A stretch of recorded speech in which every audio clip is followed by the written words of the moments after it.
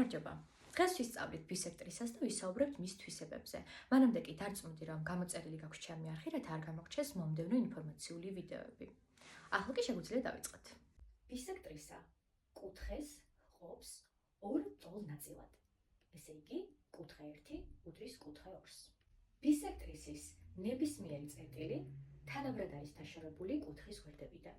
მაგალითად, ავიღოთ ბისექტრისის რაღაც A წერტილი. A წერტილიდან კუთხის გვერდებზე დავუშვათ მართობები. ეს მართობები ერთმანეთის ტოლი იქნება. ავიღოთ ბისექტრისის რაღაც B წერტილი.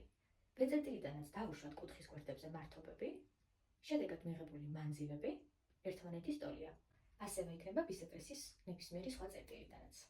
ბისექტრისა მესამე გვერდს ჰყოფს დანარჩენი ორი გვერდის პროპორციულ ნაწილებად.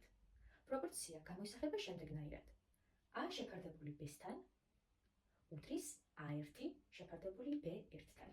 ბისექტრისა პარალელოგრამს ჩამოჭრის ტოლფერდა სამკუთხედს. ესე იგი, სამკუთხედი ABK ტოლფერდაა, რაც იმას ნიშნავს, რომ AB გვერდი უდრის BK გვერდს.